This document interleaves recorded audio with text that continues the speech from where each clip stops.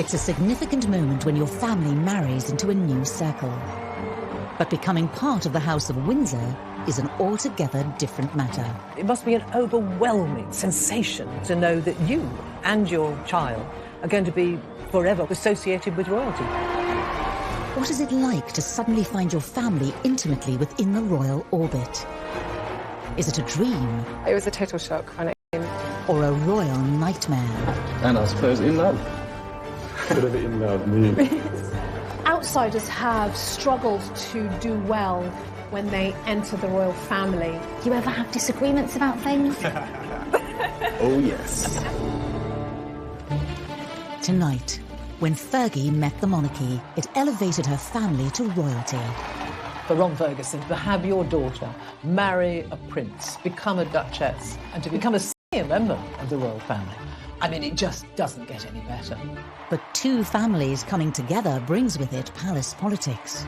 You're not only marrying royal in-laws, but also all of the people working at the palace, and you have to be pretty sophisticated in order to maneuver yourself throughout. Royal insiders reveal what was said behind closed doors. Charles apparently said, look, the problem with Sarah is you just can't shut her up. And when the Fergusons brought scandal to the House of Windsor, Ronald Ferguson was photographed entering a club for men, and it offered massage. And the rumour got around that the massage wasn't quite all they offered. we discover what happened to the royals' new relatives. Senior royals did rue the day that they had ever invited the Ferguson family to join them. And if there is any way back. What it meant for Fergie was expulsion from the royal family, and she was on her own again.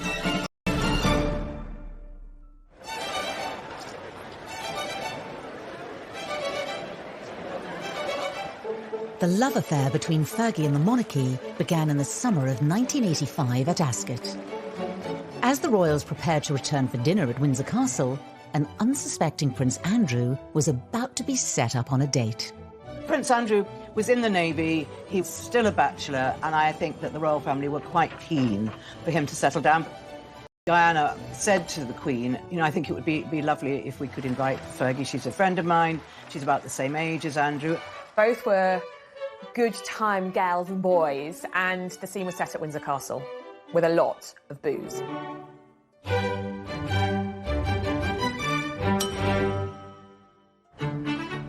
They sat next to each other and they were flirting almost from the, you know, from Plate of profiterole rolls and said, don't worry, I'll have some too, and then didn't. So I think she gave him a sort of playful slap, and I think that was really the beginning of their relationship. It was the start of a romance that would spark intense public interest in Fergie's family. She came from a very well-to-do family. Sarah's mother, Susan, married Ronald Ferguson when she was only 18 years old, and they had two children, Sarah, who's called Fergie, and her sister Jane. And they bought this beautiful house called Lowood, very near Ascot, in that very beautiful area full of rhododendrons and trees and houses hidden behind big gates. And that's where Fergie grew up. they always were aspirational. I think they had a feeling they were sort of almost minor aristocracy. For Sarah, in the back of her mind, she was always going to try to get a husband who was special and certainly rich. Even for the well-to-do Fergusons, Fergie's relationship with Andrew was a tantalising prospect. Ronald Ferguson was absolutely thrilled and delighted. 10 out of 10 for him. She couldn't have done better. Marrying into the royal family has to change things, doesn't it? Because it's that final bit of icing on the cake. But there are hurdles to clear for a royal bride-to-be, not least a stern examination of the family tree. Thankfully, when it came to the Fergusons, the Windsors didn't have to look too far from their own. Some people like to say that Sarah Ferguson was middle class, but she wasn't.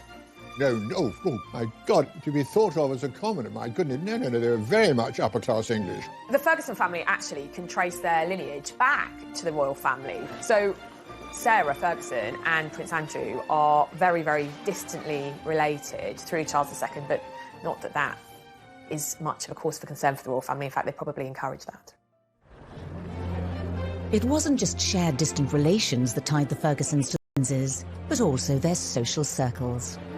Ron Ferguson, Fergie's father, had mixed with members of the royal family for many years. He'd been in a very smart cavalry regiment. He'd ridden alongside the Queen on the Mall. He'd played polo with Prince Philip. And of course, he managed the polo lifestyle of the Prince of Wales. So they were a family that the Windsors were familiar with. Because horses and polo was such a big part of her parents' life, Fergie, in fact, met Andrew when she was around 3 years old. Of course, neither of them would have remembered, on the side of the polo field. So actually, throughout her childhood and adolescence, Sarah had a lot of exposure to the aristocracy and to the royal family. She was very much part of that crowd. Age of 13, her parents, Ronald and Susan, had separated. Sarah was at a pivotal age. I mean, those early teenage years, it can really mess with your head when things at home aren't the way you want them to be and aren't the way you expect them to be. She had this magical childhood, and then suddenly it all sort of folded. She talks about it herself, how that's when she started to feel very insecure and inadequate, and she blamed herself for the breakup of her parents' marriage. In 1975, Sarah's mother Susan left the UK to start a new life with a new man in Argentina, leaving Sarah and her older sister Jane to be brought up by their father. As Sarah grew into adulthood, Ron Ferguson's influence on her would be profound. After Sarah's mother ran off to Argentina, she became quite a daddy's girl. I think she got a lot of strength from having her father solidly behind her, and he was very good with her. I mean, she approached everything full-throated, full throttle, went for it, in very much the way that Major Ferguson, as he then was, would have done. Ex-soldier, lived life at the charge, if you like. And so there's sort of a resolution that she took, that she was going to find Mr. Right and settle down, and the marriage would be for keeps. With Ron Ferguson's sense of determination running through her, Fergie's pursuit of happiness had now led her to her dashing prince. As their courtship blossomed, it was soon time for Andrew to take the relationship to the next daunting level.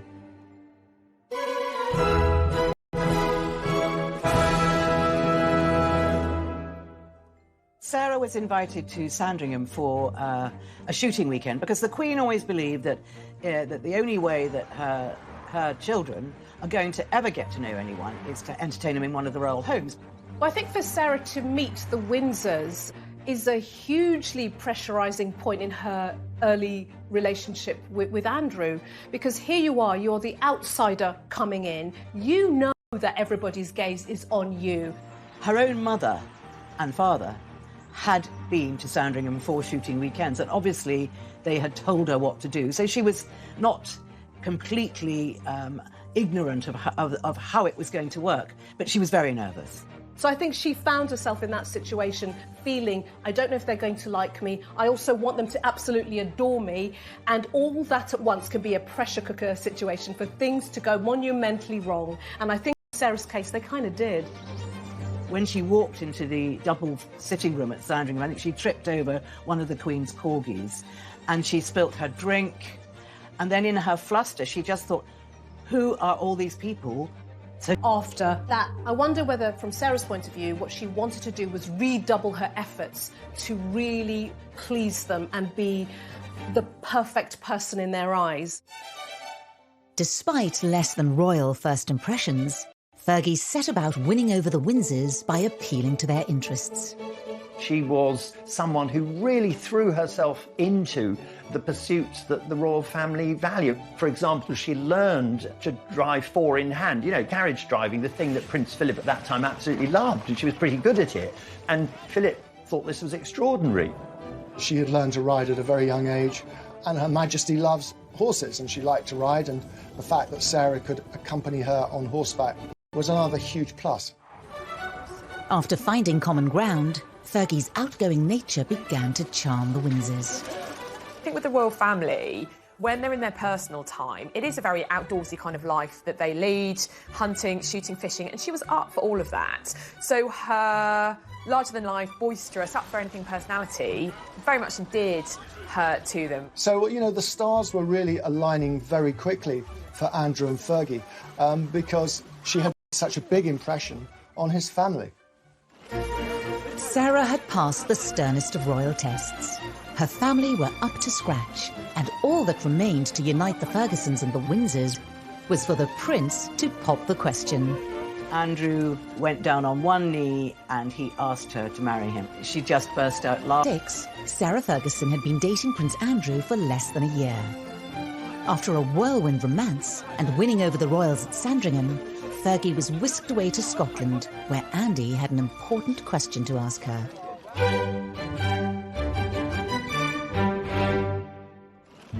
Fergie and Andrew went to spend the weekend with the Duke of Roxburgh at Floors Castle, well, as you do if you're a prince. And during that time and that romantic setting, he went down on one knee and he asked her to marry him. And I think she was so surprised. I mean, she just burst out laughing. She thought, was this all some big joke? You know, because she felt she was so un-princess-like. She wasn't this perfect-looking girl, and she just couldn't believe it could quite happen to her. She said, of course, of course. She was just over the moon.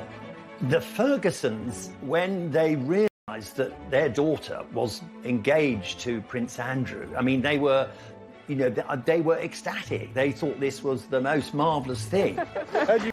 Absolutely thrilled. On the 17th of March 1986, the announcement that Ron Ferguson had been waiting for finally came. Sarah Ferguson and Prince Andrew were to be married. Do you remember what he said? Absolutely. But I'm not telling you.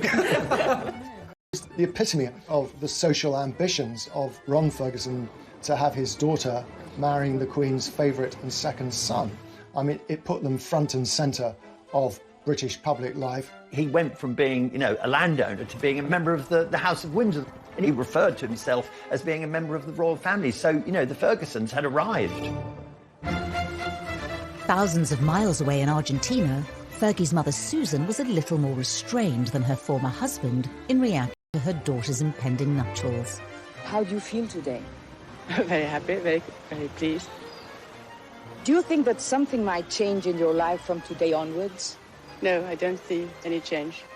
Because she went to live in South America, I think that Susan, Sarah's mother, didn't feel that the marriage would change things for her. But it's a curious thing. She was very wary. Although Susan would have been very happy that Sarah was marrying to the royal family, you know, it brings a huge amount of scrutiny. From the minute the news came out that they were going to marry, Fergie was besieged, as every young royal bride is, by photographers and pressmen all over the place. You can't put a foot wrong, both internally within the family and externally with the press and with the public. With the wedding fast approaching and the spotlight firmly on the royal bride-to-be, nothing Fergie did would go unnoticed. A girlfriend rang me, and I remember I was still in bed and said, "You will not believe I've got the most amazing..." And other people at the hen night, including Diana, dressed up as police women and were supposed to set off for Annabelle's nightclub where Andrew was having his stag night. But before anyone knew it, the real police arrived and sort of bundled these girls into the back of a police van, at which point Diana apparently pipes up, said, "Anyone got any smoky bacon crisps?" And suddenly it dawns on these coppers who are hauling these girls off to sort of West End Central Police Station that they got the Princess of Wales in the back. And, oh my God, it's Sarah Ferguson, the royal bride-to-be. Obviously the girls were let out, nothing happened, but the night was still young. So Fergie and Diana decided to make their way to Annabelle's. At that time, Annabelle's nightclub in Berkeley Square was the most exclusive. On the floor, bottles of champagne were being fired in every direction. I mean, it was a bit of a riot. What the girls then did, as Prince Andrew was coming back from his stag do, as he was about to enter Buckingham Palace, they got the policeman to stop him getting in. And Prince Andrew then started reversing back. I mean, this is one hen do I wish I'd been on, let me tell you. Fergie's blowout as a commoner did not go unnoticed behind palace walls. Fergie found it so funny, but sadly a few of the royals, you know, weren't laughing so much, and they did get in quite a bit of trouble about it. was a hint that there might be rather vulgar side of Sarah. And vulgarity is something the royal family, the House of Windsor, really don't like because it leads in all sorts of dangerous directions. Ron Ferguson, of course, would have said, well, she's very much a chip off her father's block. He loved mischief-making, and if it helped his daughter relax ahead of the big day, then I think he'd have been very much in favour of it. On the 23rd of July 1986, the big day arrived. With her father by her side, all eyes were on Fergie as she prepared to become the Duchess of York. Fergie herself, she was very nervous, but she had her father at her side in the coach going to Westminster Abbey, and he just made her laugh and told her jokes all the way there. It was huge. Andrew was fourth in line to the throne. He was the favoured son. And so, this had to go really, really well. The focus was also on the Windsors and how they would accommodate Fergie's fractured family. The etiquette can be quite tricky when you've got extended families, broken families. I mean, by this stage, both Sarah's mother and father had remarried. She had half-sisters, half-brothers. Were they all going to be invited? Was it OK? Is divorce still a dirty word in the royal family? The other thing to remember is the fact that Fergie's mother had married an Argentinian. That was obviously a discussion at the time. It wasn't that many years since Britain had been at war with Argentina over the Falkland Islands. So there are all these sort of minor diplomatic niggles in the background which could affect, if you like, sort of the long-term integration of these families going forward. But things have moved on by this time, 1986, and both her mother's partner, Hector, and Ronald's new wife, also called Susan, were invited. And in fact, actually, her half-brother and half-sister from her father's new marriage, they acted as page boy and bridesmaid. So it was very inclusive. It was very forward-thinking of the royal family to embrace them at that stage, because it was relatively new at the time in the UK, where you started having these more complicated family structures, and very much in their interest in terms of the royal brand. With the Ferguson family warmly welcomed, Fergie relished the day that she finally became a royal. I remember her saying to me, the little girl that used to play tag with Andrew was now marrying her prince. And he was her prince. She truly loved the man, and she couldn't quite believe it. You couldn't take that smile off her face. It was almost a sort of, yeah, I've done it. Here I am, right up here marrying the Queen's son in full view of everybody. I think there was a sense of triumph about her in many ways, but also a sense that it's unbelievable, isn't it? It's me. It's just me, Fergie. The day was just as exhilarating for Ron Ferguson as it was for his daughter. Major Ron had been up half the night, walking up and down the Mall, because everyone was partying there, and he just wanted to drink in the atmosphere. He was licking his lips at one point. He was very much focus of attention, as well as Sarah, and his whole family were the focus of world attention. And it was like, this is the stamp, this is the seal of approval for the Fergusons. He'd been part of royal circles for a long time, but to have your daughter marry a prince, become a duchess, with all the grand ceremonial at Westminster Abbey, and to be included in the royal family, become a senior member of the royal family, I mean, it just doesn't get any better.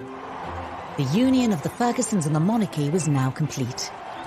All that was left to seal a perfect day was for the royal couple to make the traditional balcony appearance in front of thousands of well-wishers.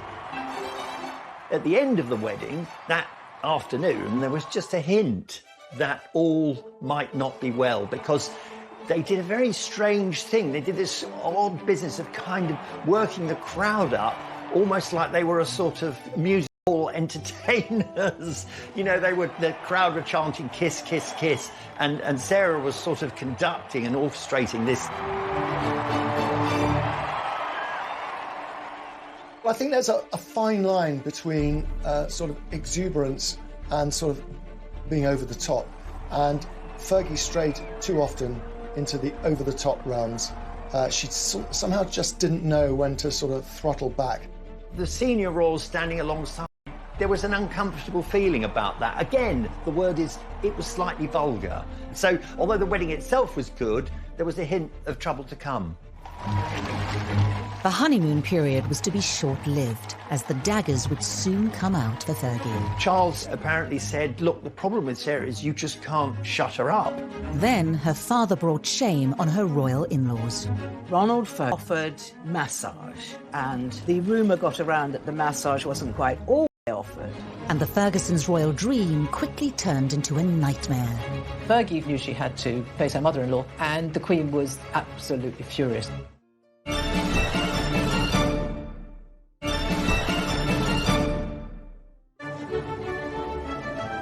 Sarah Ferguson, the horsey girl from Hampshire, was now Her Royal Highness the Duchess of York. She had brought the Ferguson family name into the royal spotlight, and from the outside, she seemed to be settling well into royal life. But among her royal in-laws, not everyone was a fan.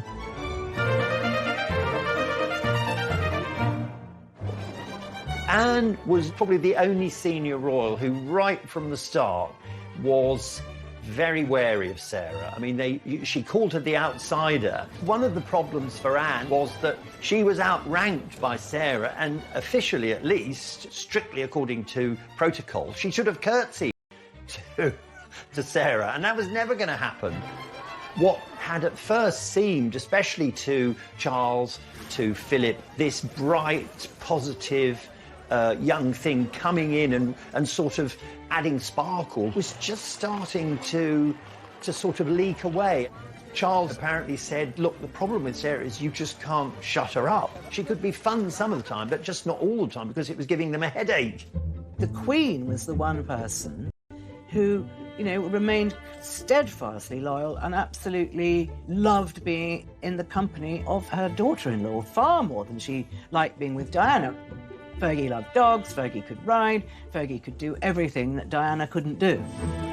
Sarah's husband, Prince Andrew, returned to sea, and Fergie had to leave her old life as a Ferguson and navigate the new world of the Windsors by herself.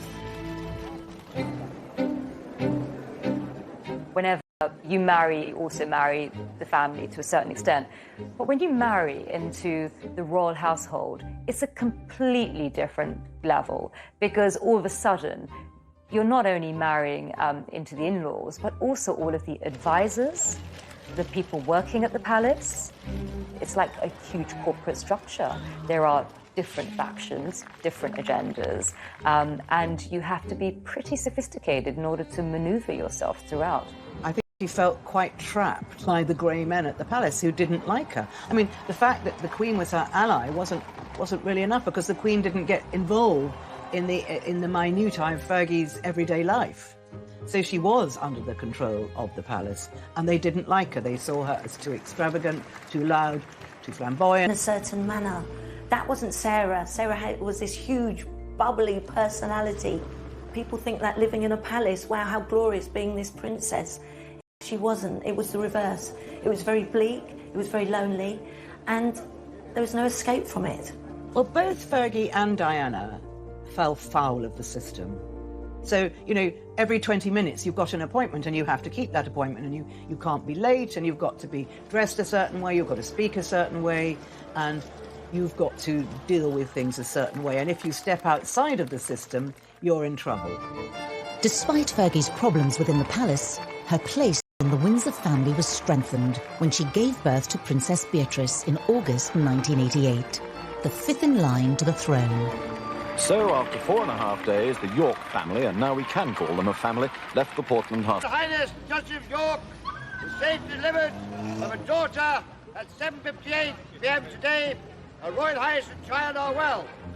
Sarah had given the Windsors their first royal princesses since Princess Anne's birth. Her most significant champion, the Queen, even came to visit the Duchess in hospital. But despite the monarch's support, Sarah seemed to be losing allies within the royal circle. Even the British press, who had once welcomed her with open arms, began to criticise her behaviour. Fergie and Andrew first went to America. They were in Los Angeles, and I was there. I was part of the press crew there.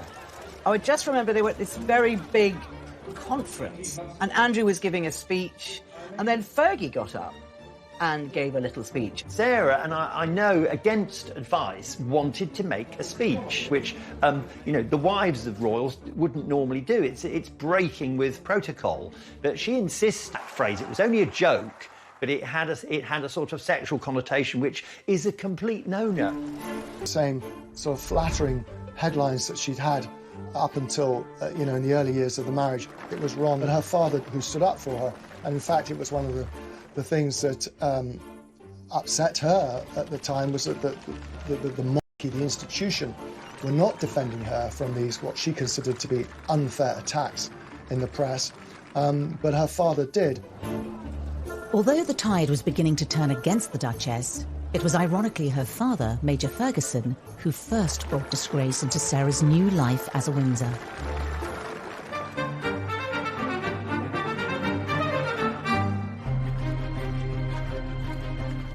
Well, in 1988, there was a huge scandal about Ronald Ferguson being photographed entering a club called the Wigmore Club. Now, the Wigmore Club was a club for men, and it offered massage. And the rumour got around that the massage wasn't quite all they offered. It was deeply embarrassing for Ron Ferguson because he was enjoying the, you know, the sort of reflected glory of being associated with the Windsors, and then all of a sudden he had his antics just splashed all over the front cover of all the tabloids, and of course must have deeply embarrassed his daughter. The fallout from this scandal of the Wigmore Club was enormous, because at the time Ronald ran the Guards Polo Club, and he had a very responsible job, but this scandal really besmirched his name. He issued a statement to clarify reports in this morning's newspapers. In it, Major Ferguson said, "I have not been sacked and I have not resigned, but I was not re-elected and was not prepared to accept the alternative position."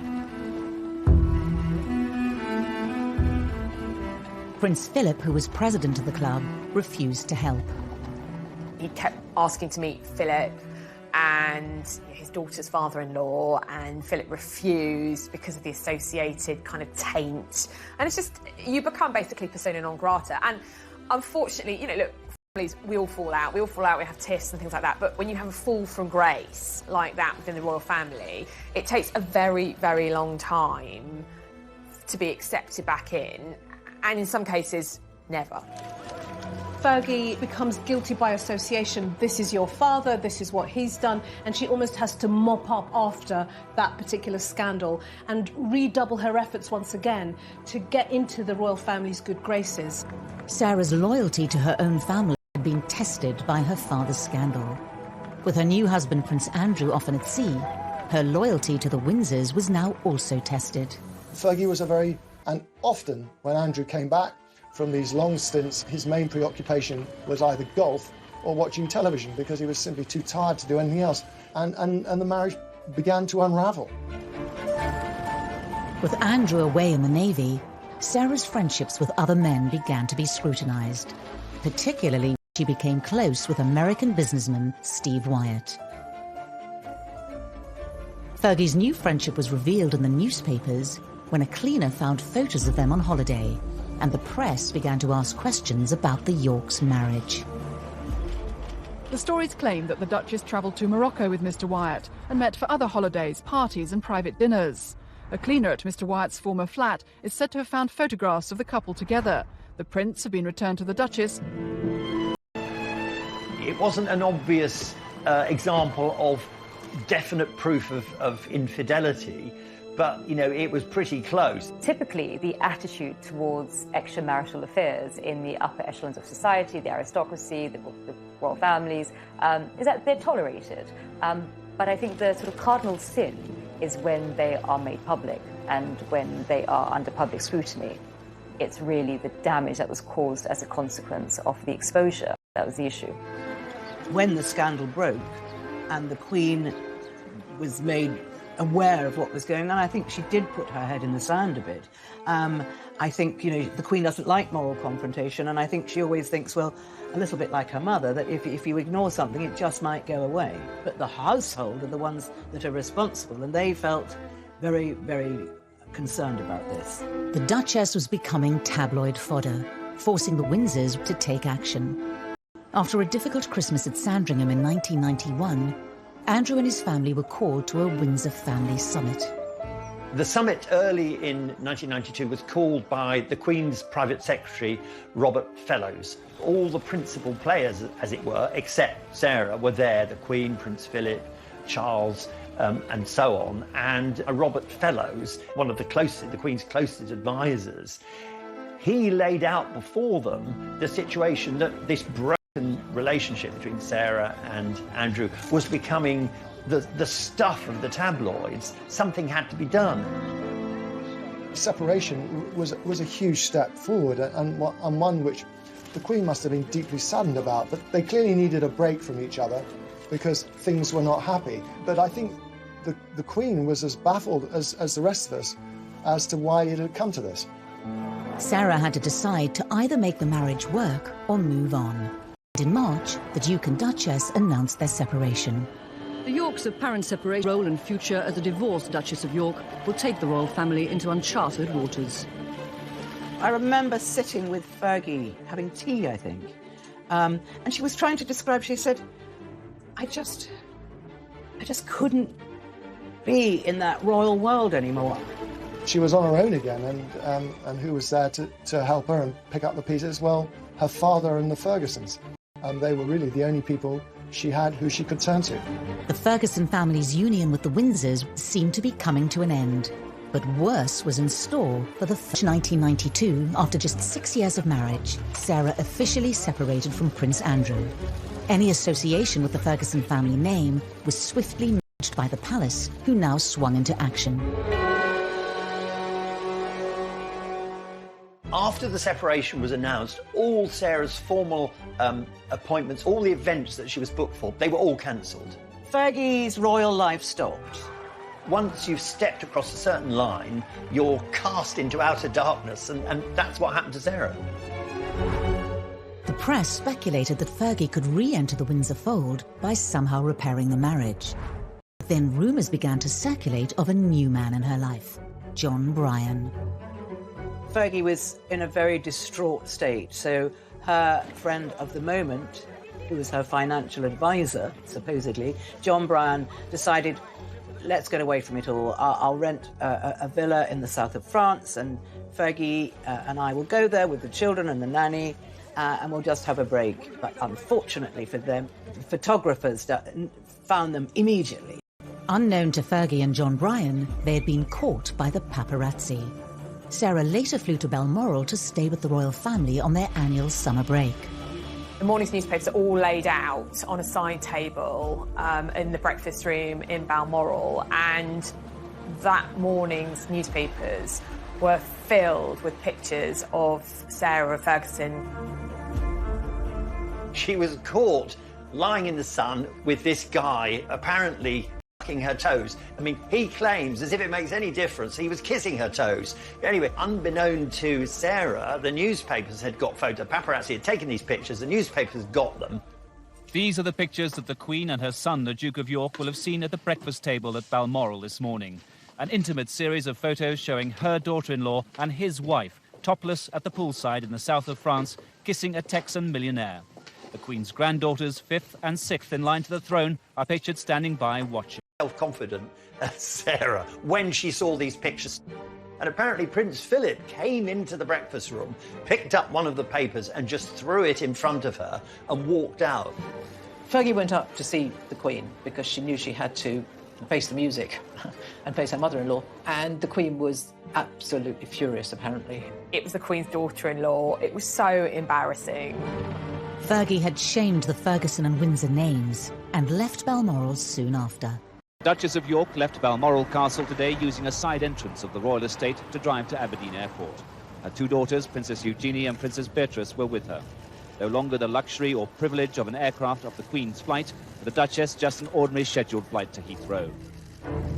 After the toe-sucking incident, the Windsors, they really want nothing to do with her.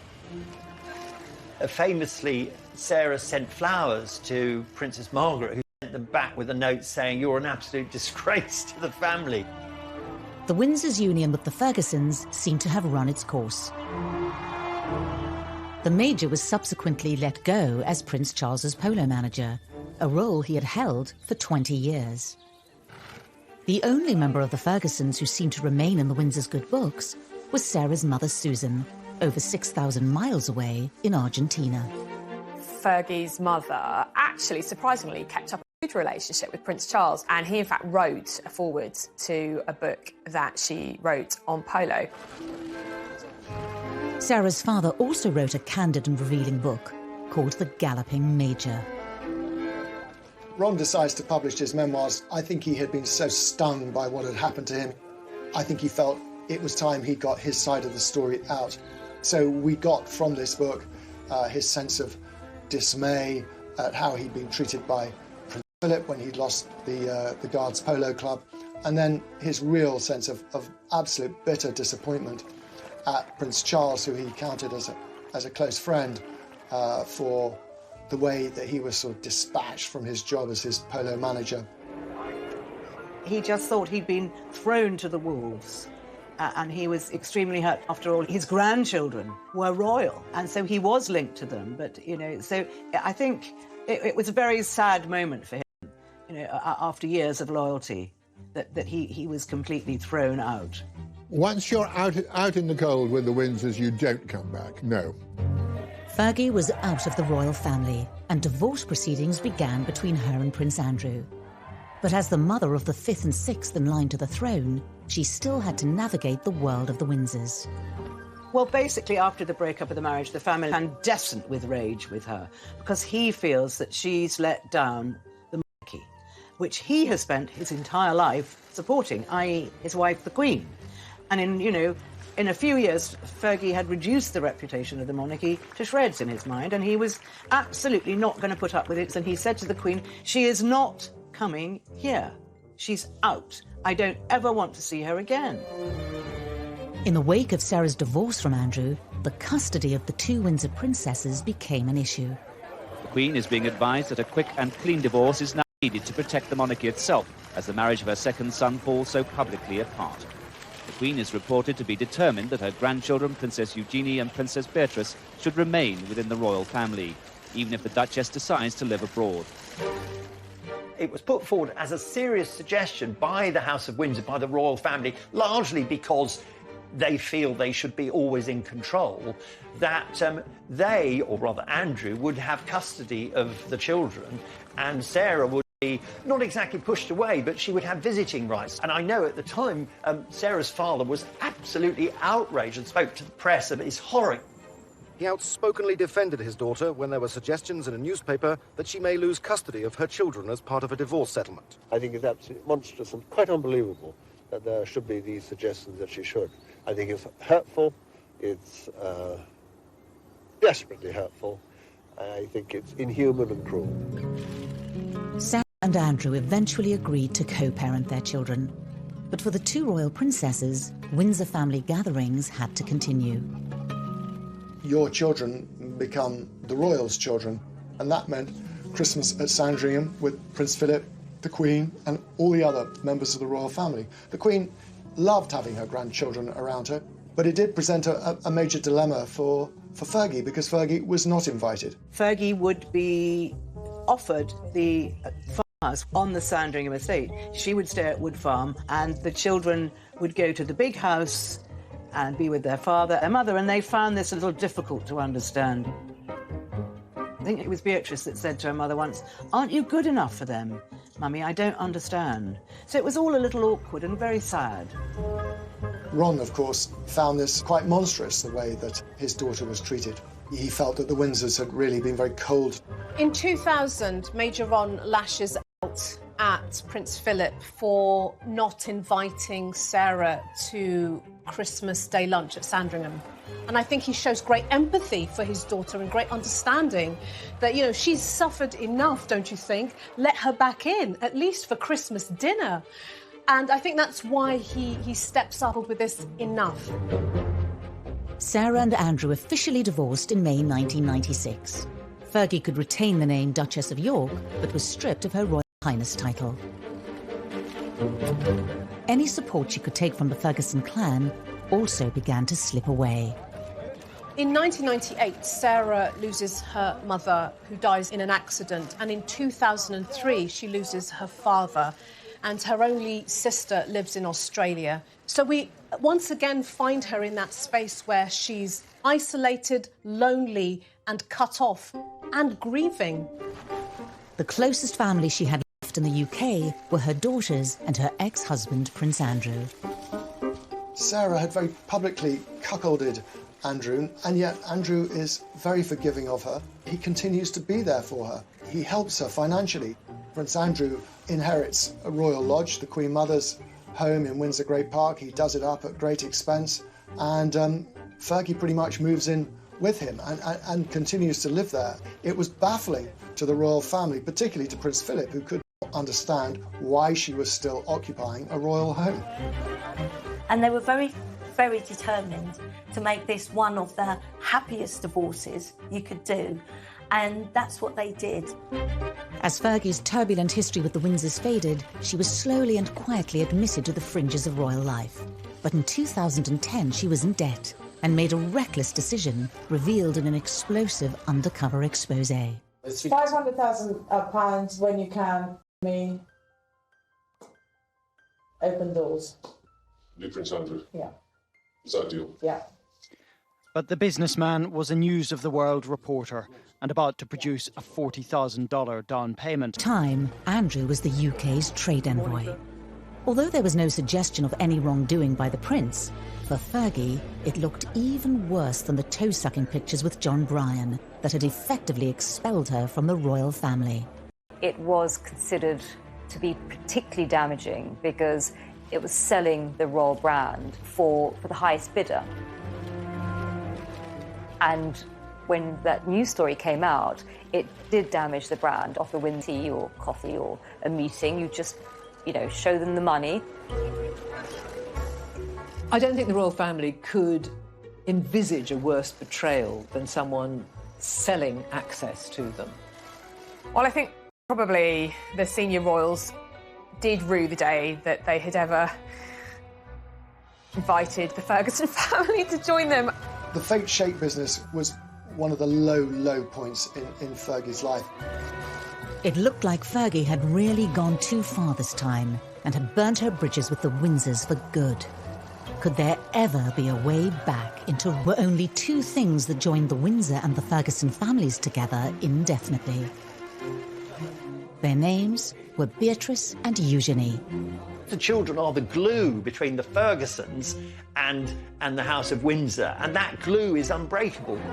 Having grown up in the shadow of their parents, as young women they found themselves torn between the Windsors and Fergie.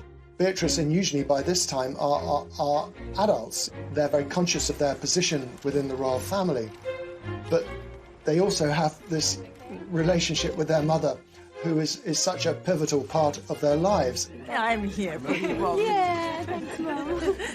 I see myself as a mini mummy, so I kind of have this sort of image that anything you could do, I want to do better. Oh. So I want. I have to tell you, that's easy. The product of two strong but very different families, they would ultimately have to pave their own way. Their mother, Fergie, was once again out in the cold. Sarah, why did you use Prince Andrew's name to further financial gain? Her scandal with the fake shake was a step too far for the royals. She needed to get away from the UK and flew to America to film a series called Finding Sarah, where for a reported fee, she publicly examined her behaviour. I can't get over the stupidity of me, The first person who said it was my father-in-law. For such a smart woman, why does she behave in such an idiotic way? We see a woman here who has hit rock bottom. We find her at this time in this space trying really hard to make sense of what she's been through and looking at her journey from that little girl who went through her parents' divorce to her own divorce, to her own mishaps, and trying to find redemption in making sense of her own life. Back in the UK, Andrew was making sure his the second son and the spare, not the heir, has been very exercised with the role and with the standing of his two daughters. The young women constantly had to walk the tightrope of being a Ferguson with their mother and a Windsor with their wider family. It's almost a sort of split world. The wild side of them can come out when they're with Sarah, and it certainly does. And then the restrained side, they perform for the royal family. The Queen loved Eugenie and Beatrice. They've done terribly well, considering the hot water that their grandfather and their mother and father have got themselves into.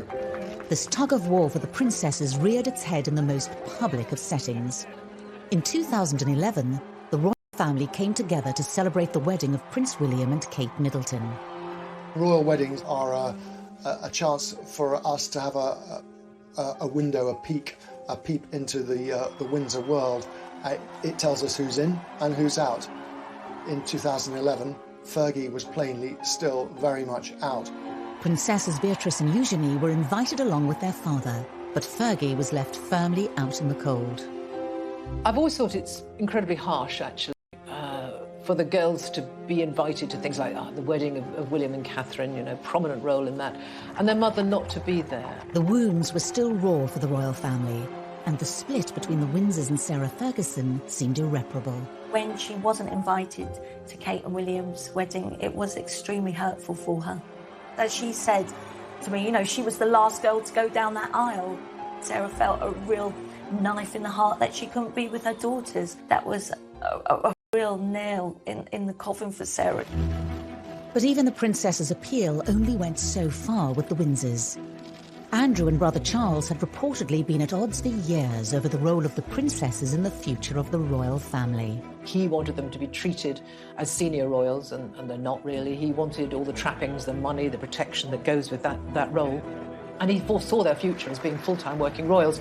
This is not how Prince Charles sees it. He wants a slimmed-down monarchy, and he didn't want them being part of the royal finances. Andrew's ambitions were not helped by his daughter's apparent appetite for the high life.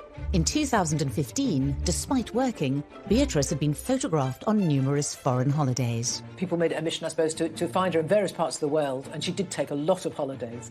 And she was pictured, it seemed, every other week partying here or there, skiing in Verbier or maybe in Ibiza at a party. Beatrice and Eugenie's attitude to holidays and working life was famously parodied in the comedy The Windsors. Oh, just wanted to check a couple of points on the contract. It says Monday to... Oh, and it says 30 days holiday a year. As they're not messing off that. There's almost that bias to see them from a much more negative lens. Your mum did that, and that's why you're like that. Your dad behaves like that, that's why you do that. And so I think from their point of view, sometimes it can feel incredibly unfair. The princesses were now going to have to pay their own way. In 2016, it was reported that Prince Charles turned down a written request to the Queen from Prince Andrew. He had asked that the princesses be funded by the sovereign grant. There is a lot of tension now between Charles and Andrew. Andrew has always assumed that his daughters will be funded by the sovereign grant, that they should be, you know, central to what the royal family does, being real working royals, and now they're not going to be. For Fergie herself, there was also a glimmer of hope. After Prince William's wedding, the Queen started cautiously inviting Sarah to some events. She's occasionally invited to Balmoral. She's been to Ascot. I think the Queen is mellowing in her old age. I think very tentatively the Queen is sort of saying, OK, look, we're just going to try this, but if you put a foot wrong, it will all stop again. Then in 2018, there was a thawing of relations. Prince Andrew and his daughters were invited to the wedding of Prince Harry and Meghan Markle. But so too was a new key guest. When Harry and Meghan married, he made it very clear that Fergie should be invited to the formal wedding. Harry was probably using the invitation as a sort of a reconciliation, an olive branch. He knew that Fergie was not popular with some members of the royal family, but he wanted her there because she was important to him and to his childhood. It was seen as a sign that maybe she might eventually be forgiven. The crowd were cheering, and she just couldn't believe that they were all cheering for her. They were shouting, "Fergie!"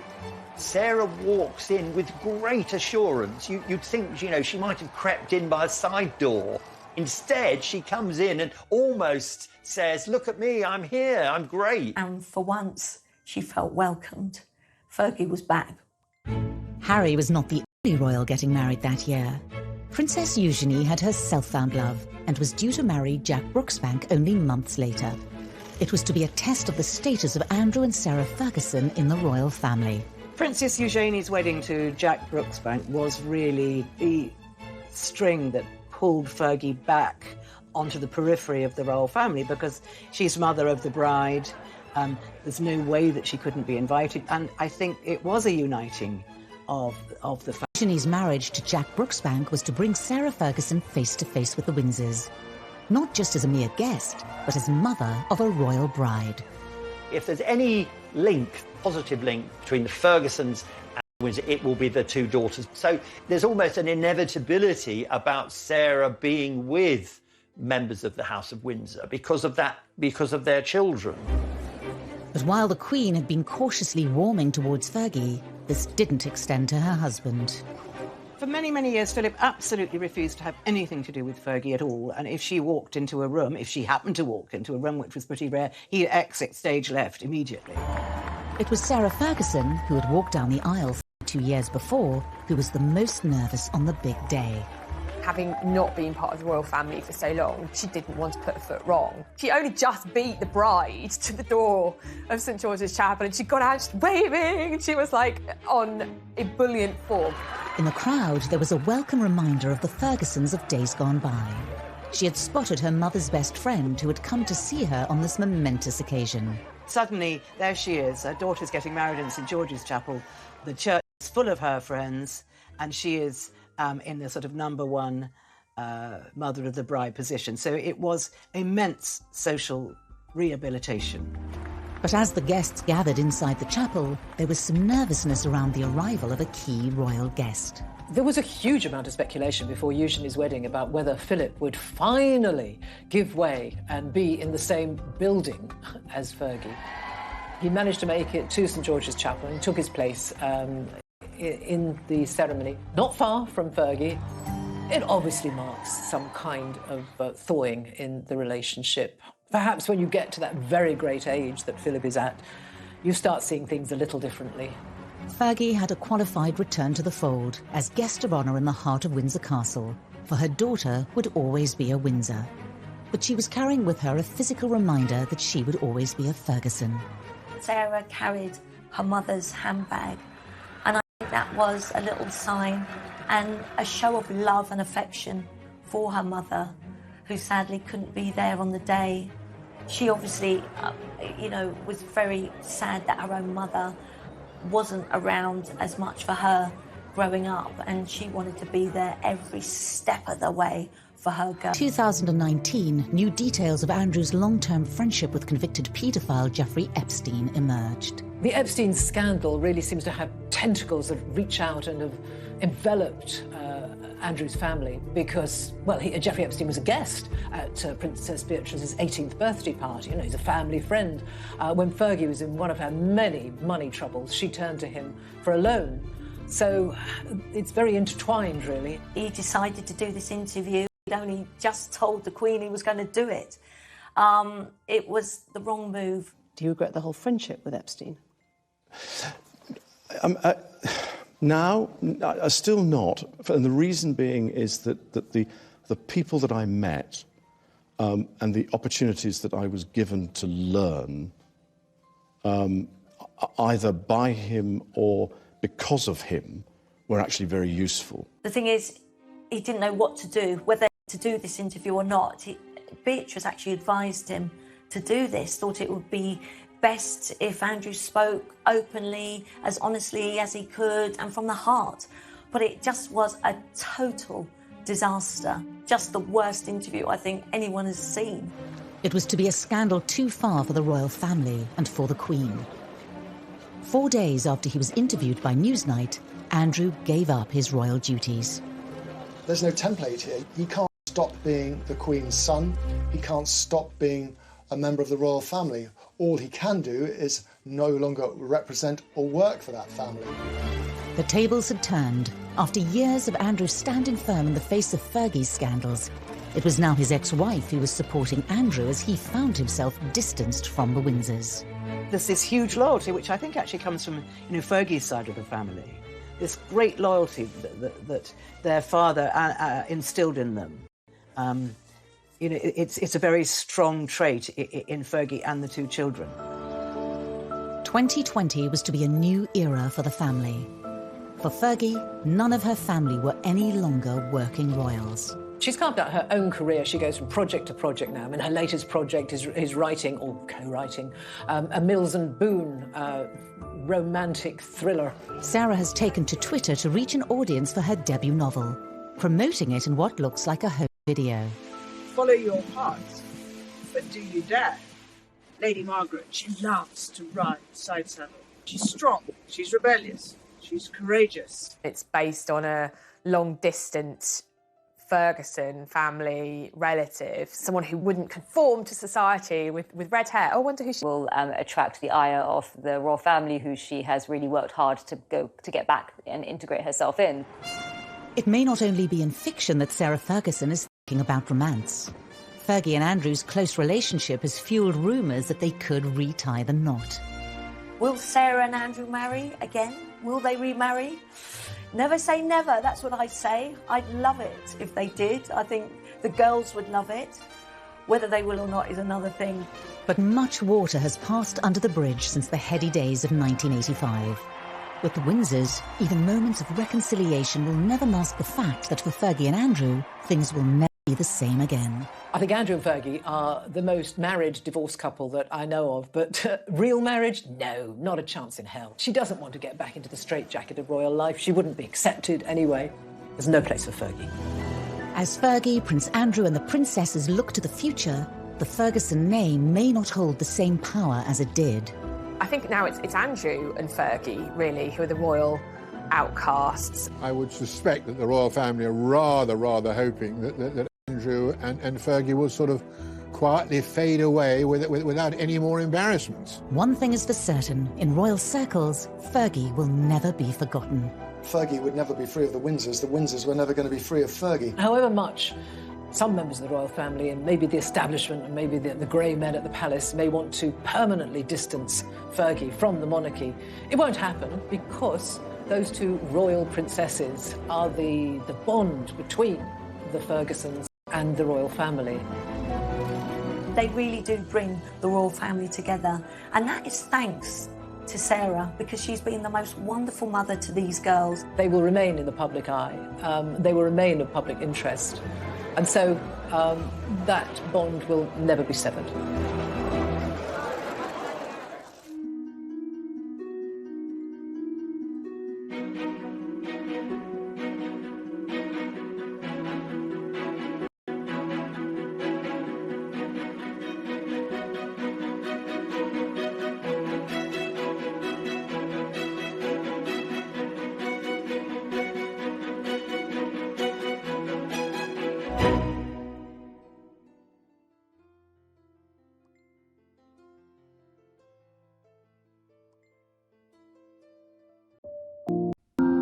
Ronald Ferguson was photographed entering a club for men, and it offered massage. And the rumour got around that the massage wasn't quite all they offered. We discover what happened to the royals' new relatives. Senior royals did rue the day that they had ever invited the Ferguson family to join them. And if there is any way back. What it meant for Fergie was expulsion from the royal family, and she was on her own again.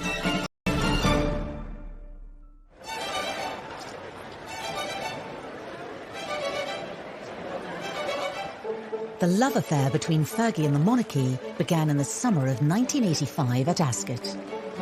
As the royals prepared to return for dinner at Windsor Castle, an unsuspecting Prince Andrew was about to be set up on a date. Prince Andrew was in the Navy, he was still a bachelor, and I think that the royal family were quite keen for him to settle down. Diana said to the Queen, you know, I think it would be lovely if we could invite Fergie. She's a friend of mine. She's about the same age as Andrew. Both were good time girls and boys, and the scene was set at Windsor Castle with a lot of